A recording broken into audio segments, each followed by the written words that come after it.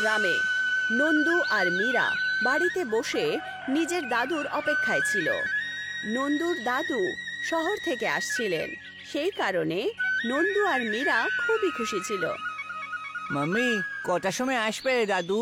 তুমি বলো না, সকাল থেকে অপেক্ষা করে করে ক্লান্ত হয়ে পড়েছি। হ্যাঁ মা, আমরা তো ক্লান্ত হয়ে উঠেছি। দাদু আসলে অনেকগুলো চকলেট আর খেলনা আসবে। আমার জন্য ভালো ভালো জামা কাপড় আর খেলনাও নিয়ে আসবে, তাই না পুতুল? আরে হ্যাঁ হ্যাঁ, একটু সবর করো। দাদু আসলে ওনাকে জিজ্ঞাসা করো এনেছে কিনা। এইসব কথাবার্তা চলছিলই, তক্ষুনি দাদুর আওয়াজ সবাই শুনতে পারে। খোকারা, এই দেখো আমি এসে গেছি। দাদু, তুমি আসতে অনেক দেরি করে ফেলেছো, কখন থেকে অপেক্ষা করছিলাম।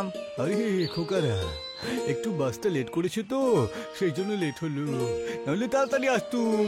দাদু নিজের সাথে নন্দু আর মীরাকে নিজের বন্ধু জমিদার হরিরামের বাড়িতে নিয়ে যায়। ওখানে দেখতে পায় যে উনি একজন কৃষককে বকছিলেন। শোনো ভাই, তোমাকে বলেছিলাম যে 3 মাস পরে ধার নেওয়া পয়সা দিয়ে দিও, কিন্তু তুমি তো দাওনি।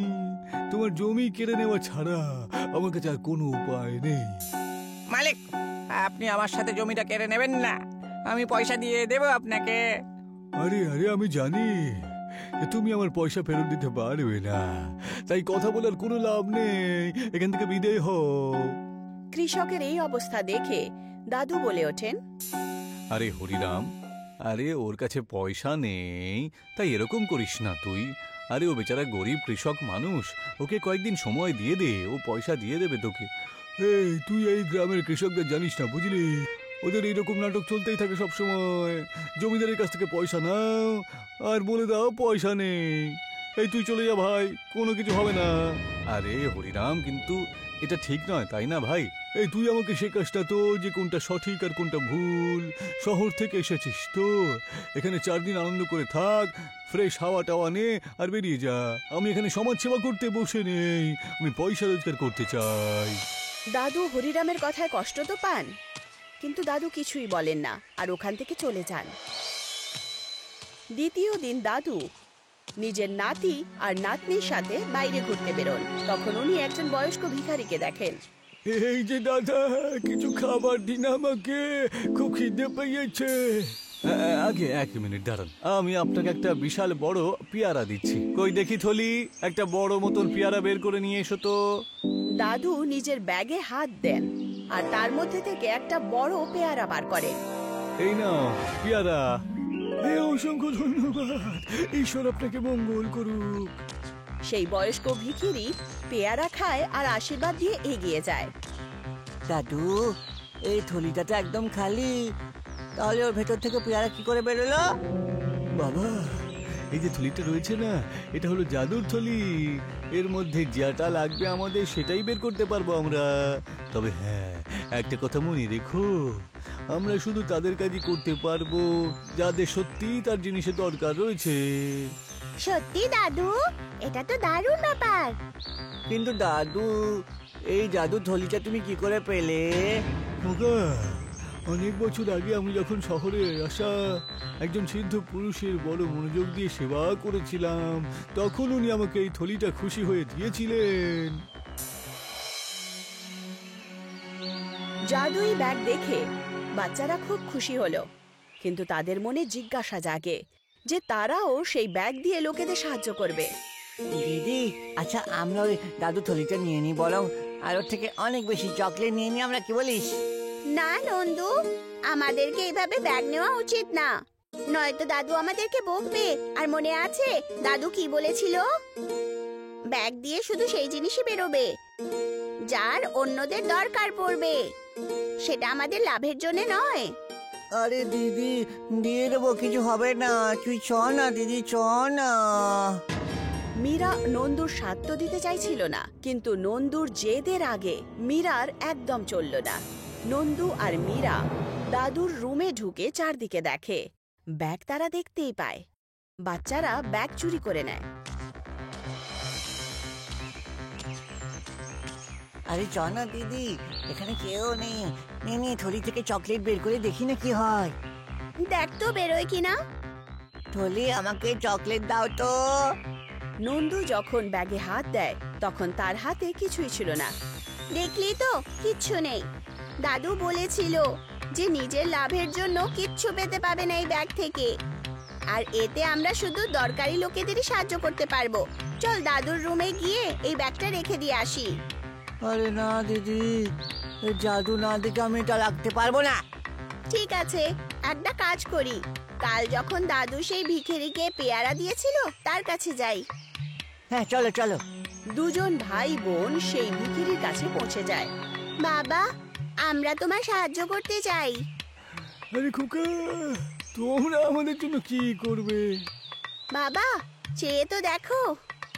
ঠিক আছে খোকা, আমাকে তুমি মিষ্টি খাইয়ে দাও, খুব খিদে পেয়েছে। মীরা ব্যাগকে বলে, ব্যাগ, বাবার খিদে পেয়েছে, ওনাকে লাড্ডু খাইয়ে দাও। মীরা যেইমাত্র ব্যাগে হাত দেয় তখন তার মধ্যে থেকে লাড্ডুর বক্স বেরোয়। এই নাও বাবা, তুমি মিষ্টি খেতে চাও, লাড্ডু খাও। বয়স্ক লোক লাড্ডু খান আর বাচ্চাদেরকে অনেক আশীর্বাদ দেন। এই সমস্ত দৃশ্য দূর থেকে হরিরাম দেখছিল। আরে বাহ, তাহলে একনাথের কাছে সেই থলিটা রয়েছে যার ব্যাপার আমি এতদিন ধরে শুনে আসছি। এই থলিটা আমি যদি পেয়ে যাই তাহলে তো আমি রূপই পেয়ে যেতে পারবো। আমি শুধু এই দেশের কেন, পৃথিবীর সব থেকে বড় লোক হয়ে যাব। তবে সবার আগে ওই থলিটাকে আমার নিজের কবজায় করতে হবে। হরিরাম এগিয়ে যায়, নন্দু আর মীরাকে আওয়াজ দেন। এই যে নন্দু, মীরা। আরে হরিরাম দাদু, তুমি? শোনো খোকা, আমাদের বাড়ির কাছে এসে আবার কোথায় চলে যাচ্ছ? আসছিলে নাকি? না না, আমরা তো এই ভিখারিটাকে জাদু মীরা মাঝখানে আটকে দেয়। আসলে ব্যাগ, এইটা তো ফেটে গেছে, এটা সেলাই করতে নিয়ে এসেছিলাম। আরে নিজের হরিনাম দাদুর কাছে বাড়ি কাছে চলে এলো আর এইভাবে চলে যাচ্ছ? না না, এইভাবে যেতে দেবো না। চলো চলো, বাড়ি চলো। না না, আমাদের দেরি হয়ে যাবে। আরে আরে আরে আরে, একরামদের সাথে আমি কথা বলে নেব, ও মামির সাথে কথা বলে নেবে, চিন্তা করো না। হরিরামের কথা বলার পর নন্দু আর মীরা হরিরামের বাড়িতে যায়। হরিরামের স্ত্রী বাচ্চাদের খাবারে ঘুমের ওষুধ মিশিয়ে দেয়। খাবার খেয়ে বাচ্চারা হরিরামের বাড়িতেই ঘুমিয়ে পড়ে। শোনো গো, বাচ্চাগুলো তো শুয়ে পড়েছে। হ্যাঁ, এবার এই জাদু থলিটা আমি নিয়ে নিই এখন, ঠিক আছে? এর জন্যই তো সবকিছু করেছি আমি, তাই না? বাচ্চারা যখন বিকেলবেলা ঘুম থেকে ওঠে তখন তারা খুব বিরক্ত হয়। আরে নন্দু, মনে হয় বিকেল হয়ে গেছে, আমরা হয়তো এখানেই ঘুমিয়ে পড়েছিলাম। দিদি তাড়াতাড়ি বাড়ি চ, নাহলে মা কিন্তু খুব বকবে রে। তক্ষুনি ওখানে হরিরাম আসে। আরে কেউ বকবে না। আরে বলে দিও হরিনাম দাদুর কাছে খাবার খেয়ে আমরা ঘুমিয়ে পড়েছিলাম, এখন বাড়ি যাও তোমরা। হ্যাঁ দাদু, কিন্তু আমাদের সাথে যে ব্যাগ ছিল সেটা কোথায় গেল? থলি কই না তো, তোমাদের হাতে তো কোনো কিছু ছিল না, তোমরা এমনি এসছিলে, খাবার খেলে আর শুয়ে পড়লে। এখন তোমরা তাড়াতাড়ি বাড়ি যাও, নাহলে মা বকবে তো। হরিরাম নন্দু আর মীরাকে বাড়িতে পাঠিয়ে দেয়।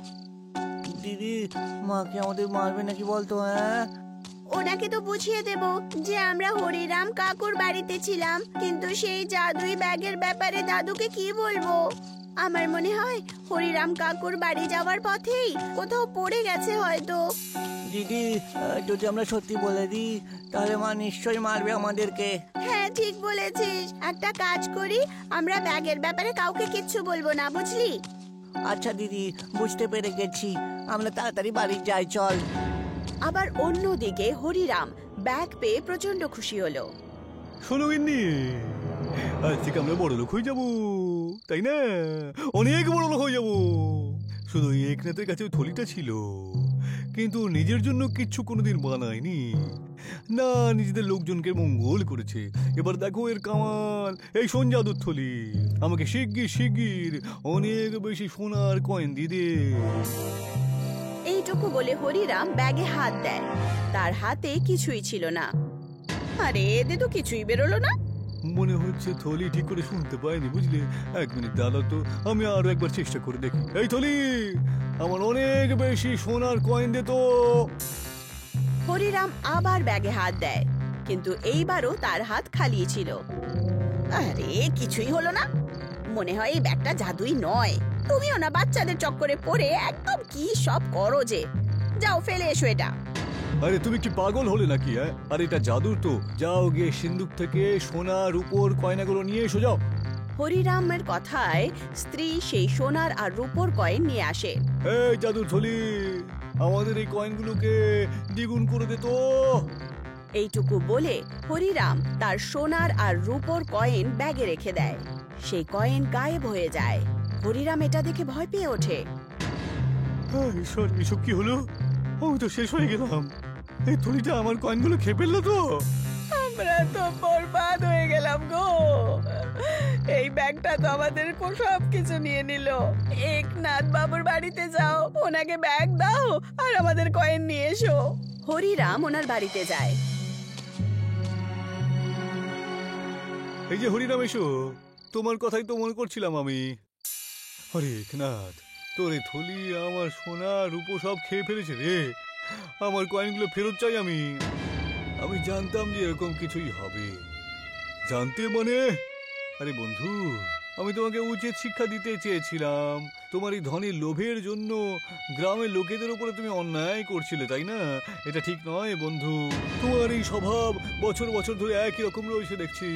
তুমি যদি এইভাবেই জীবন কাটাতে থাকো, তাহলে তোমার আর অন্যের জীবন খুব কঠিন হয়ে দাঁড়াবে, তাই না? আমার নিজের বন্ধুকে সঠিক পথে নিয়ে আসার জন্য আমায় এসব করতে হলো তো। তার মানে তুই নিজে ওই বাচ্চাদের হাতে থলিটা দিয়ে পাঠিয়েছিলিস? হ্যাঁ, আমি মূর্খ নই রে যে বাচ্চাদের হাতে জাদু থলিটা আমি দিয়ে দেবো, বুঝতে পারলি? ওরে বন্ধু, ওই থলির বিশেষত্ব তো এটাই যে যাদের প্রয়োজন রয়েছে তার জন্যই ব্যবহারের কাজে দেয়। যারা লোভী হয় তাদের জন্য নয়, বুঝেছিস? আর তুই লোভে এতটাই ডুবে গেছিস যে তুই সঠিক ভুলের ব্যাপারে ভুলেই যাচ্ছিস, তাই না? সেই জন্য এইভাবে জীবন কাটানো বন্ধ কর ভাই তুই। হরিরামের চোখে পশ্চাতাপ দেখা যাচ্ছিল। আমায় ক্ষমা করে দে ভাই, তুই ঠিকই বলেছিস। এই লোভ আমাকে এতটাই নিচে নামিয়ে দিয়েছে যে আমি গরিব লোকেদের কষ্ট পর্যন্ত দেখতে পাচ্ছিলাম না রে। কিন্তু তুই আমার চোখ এখন খুলে দিয়েছিস। আমি এখন গ্রামের লোকেদেরকে অবশ্যই সাহায্য করব। আমি তো শুধু এটাই শুনতে চাইছিলাম ভাই। তুই তোর কয়েন আবার ফিরে পেয়ে যাবি। হে জাদুর থলি, এখন হরিনামের নিজের ভুল বুঝতে পেরেছে রে। ওকে ওর সোনার কয়েন আর রূপের কয়েন ওকে ফিরিয়ে দে রে। দাদু ব্যাগের ভেতরে হাত ঢোকায় আর তার মধ্যে থেকে সেই কয়েনগুলো বেরিয়ে আসে আর উনি সেটা হরিরামকে দিয়ে দেন। ধন্যবাদ বন্ধু।